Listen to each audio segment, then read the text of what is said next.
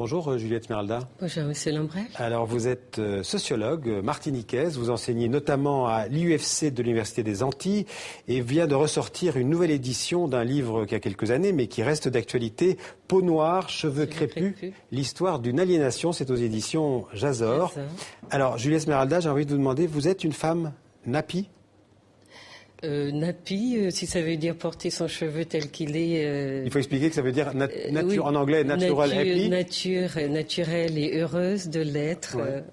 Si on veut, moi je ne m'étais pas posé la question. Ouais. Voilà, j'y réponds. Oui. Alors vous êtes fière de vos origines, de vos cheveux, de votre peau, et le moins que l'on puisse dire, c'est que ça n'a pas toujours été le cas à travers les siècles.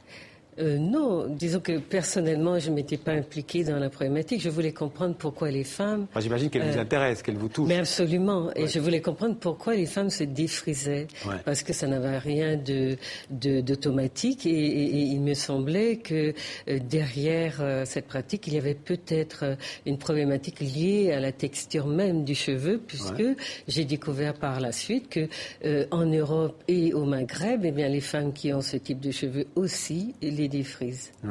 Ouais. Mais si, c'est ce que vous appelez finalement le résultat d'une aliénation des femmes noires. Ça remonte à très loin, ça remonte à l'esclavage.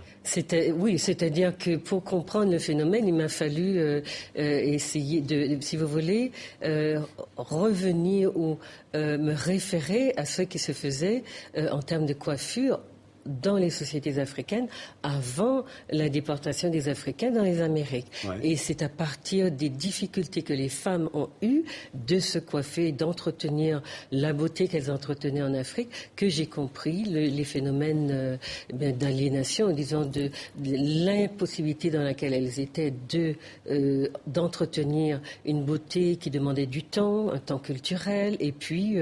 évidemment, en tant qu'esclaves, elles n'avaient pas ce temps. Elles n'avaient pas ce temps, puisque leur temps était au service des maîtres et forcément, vous voyez là des coiffures extrêmement complexes. Et puis, ce temps était aussi un temps pendant lequel se transmettait... Là, on voit Alexandre Dumas. Tout à fait, pendant lequel se transmettaient les valeurs culturelles. Et en fait, vous écrivez dans votre livre que les esclaves femmes n'aimaient pas leurs cheveux. Elles en étaient au point à intégrer, en fait, cette aliénation.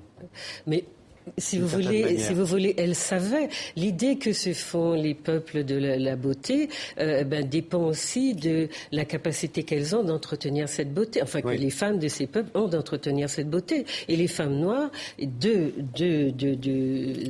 en Amérique avaient des difficultés à entretenir cette idée même de leur beauté. Donc elles se sentaient peut-être sales ou négligées. Et elles se sont mises à couvrir leurs cheveux pour justement ne pas avoir à se projeter dans une image de soi qui était par trop négative. Ouais. Et dans le même temps, en Europe et dans les sociétés coloniales, noir, vous dites, égale crépus, égale laideur. Il y avait une assimilation entre la couleur de la peau, la texture des cheveux et la laideur. Et les tribus du cœur. Oui, c'est-à-dire que dans ces situations-là, il faut aussi parler, si vous voulez, des contacts de culture qui mettent en relation des peuples qui n'ont pas de familiarité au départ. Et chaque peuple a ses attributs, mais aussi ses traditions en termes d'usage d'accessoires pour entretenir leur beauté, mais également en termes de, j'allais dire, tolérance aussi les traits, les caractéristiques propres qui sont les leurs. Et si vous voulez, moi je crois que dans l'histoire que je raconte, il y a le fait que les colons blancs avaient du mal avec les traits physiques des Noirs parce qu'ils les connaissaient peu. Et même, si vous voulez, dès le départ, le contact a été brutal parce que l'Africain a senti ce rejet dans le regard, ce mépris qu'il a intériorisé. C'est important ce que vous dites parce que c'était la loi raciale des Blancs et aussi le regard des Blancs. C'est le regard d'abord qui fait... Et puis être dans une position de dominer totale parce que les premiers esclavagés qui arrivent sont enchaînés, sont exposés et au regard, sont touchés. Voilà, ils sont véritablement dépouillés de toute forme d'intimité par rapport à soi. Et donc la pudeur aussi est malmenée. Enfin, je cite une phrase de votre livre. On a mis des gants blancs au noir, on leur a aplati les cheveux, les femmes ont mis des perruques, puis se sont défrisées. L'Occident les a reniées physiquement pour les assimiler au canon de la beauté blanche. Tout est dit. C'est-à-dire que dans le processus de blanchissement, d'éclaircissement de la peau et de raidissement du cheveu ou d'aplatissement du cheveu crépus, il y a une recherche si vous voulez, d'ajustement du corps noir au canon du corps blanc, au canon de l'esthétique qui était valorisé par le... Mais ça n'est pas...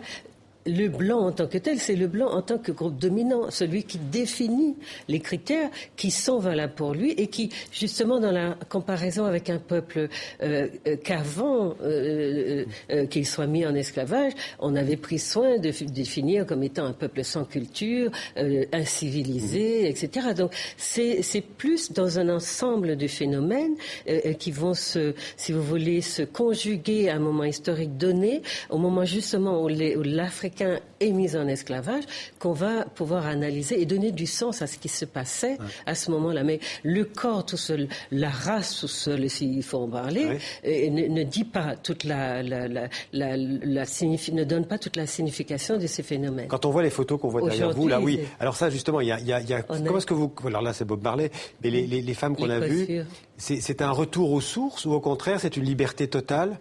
Aujourd'hui, il y a d'abord dans Peau noire, cheveux crépus, il y a eu ce désir d'aller voir ce que faisaient les Africains et d'avoir trouvé ces coiffures si extraordinaires et de l'avoir signalé a donné aussi, à mon avis, à beaucoup d'Africains même qui avaient oublié ces coiffures, l'idée d'aller aussi puiser dans leur ça, c'est ce qu'on appelle ce phénomène Napi. De retour, c'est-à-dire le phénomène Napi, il est parti lui des pays anglo-saxons, mais de revisiter les traditions culturelles capillaires, etc. Mais aujourd'hui, vous avez beaucoup d'Africains qui sont conscients d'avoir ce patrimoine. C'est une sorte de réappropriation de son identité. De réappropriation, en tout cas, de traditions de coiffure. Voilà, je vous propose justement de regarder ensemble un extrait de notre émission Africanité qui était consacré justement à ce phénomène Napi, ce retour aux origines. Regardez.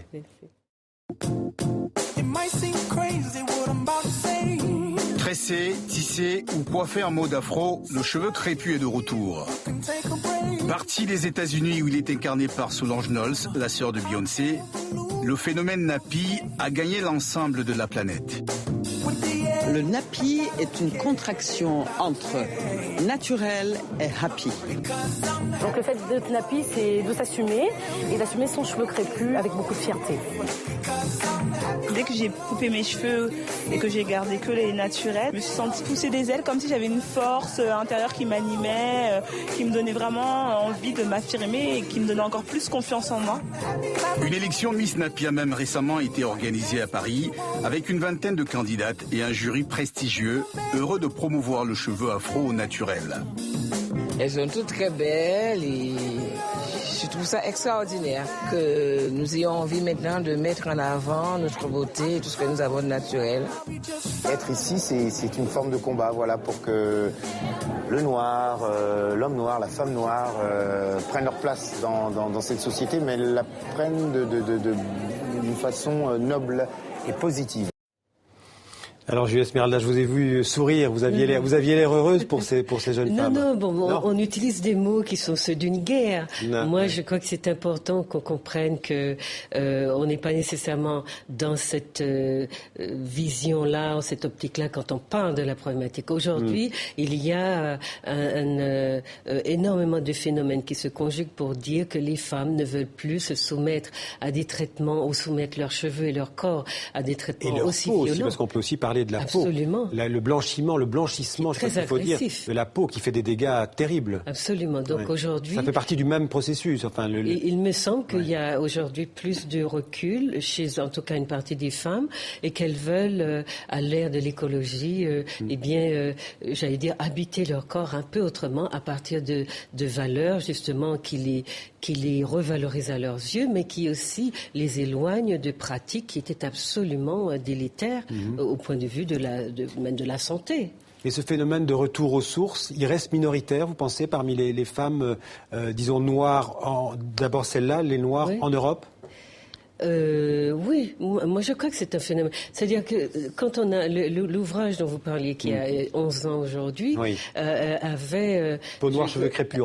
Avait fédéré un noyau de femmes qui étaient déjà dans cette réflexion. Qui étaient militantes en fait. Pas militantes, pas nécessairement militantes, mais qui cherchaient à habiter leur corps de manière plus sereine. Et aujourd'hui, vous avez véritablement une génération de femmes, les plus jeunes, les trentenaires, qui disent, qui naissent presque avec l'idée que c'est mon cheveu, c'est normal, et je n'ai pas à me positionner dans un combat politique ou militant. C'est simplement mon corps réel avec lequel je veux pouvoir vivre. Donc ça veut dire que la société est en train peut-être de se démocratiser, de devenir plus tolérante et de comprendre que l'altérité, c'est aussi une des dimensions qu'elle doit cultiver. On parlait du blanchiment de la peau. Qu'est-ce que vous avez à dire? Qu'est-ce que vous diriez à une femme noire aujourd'hui qui voudrait se faire blanchir la peau? Mais je crois que si elle prend le temps de comprendre les conséquences de ce phénomène, de cette pratique, combien il est délétère, combien il est dangereux, je crois que l'envie lui prendra très vite d'abandonner cette pratique. Et on n'a qu'une envie de dire aux femmes noires combien leurs peaux sont belles, combien elles ont été dans l'Afrique de leurs ancêtres, combien elles ont été vénérées, aimées pour cette couleur noire brillante. Et c'est vraiment absolument dommage qu'elles abîment leur si belle peau. Aimer telles qu'elles sont. Mais il faut rester ce qu'on est. Au final, vous diriez aux femmes noires, suivez votre nature, vos origines, soyez libres de faire ce que vous voulez aussi de vos cheveux et de votre peau. Bon, moi, j'ai pas trop de leçons à donner aux gens. Je suis d'abord une scientifique, une chercheure. J'ai eu envie d'écrire ce livre qui n'est pas une thèse, qui n'est pas un doctorat, qui est juste un travail de réflexion sur cette pratique. Et donc, que les femmes s'instruisent, qu'elles prennent connaissance des savoirs qui existent aujourd'hui et qu'elles décident dans leur âme et conscience de ce qu'elles veulent faire. Donc je ne suis pas là pour leur dire, voilà, faites des choix. Ce sont elles qui sont, assez grandes pour le faire. Voilà. En tout cas, pour qu'elles s'instruisent, je les renvoie à votre livre, Juliette Smeralda, donc Peau noire, cheveux crépus, l'histoire d'une aliénation aux éditions Jazor. Merci d'être venue sur le plateau du 64 minutes. Merci beaucoup.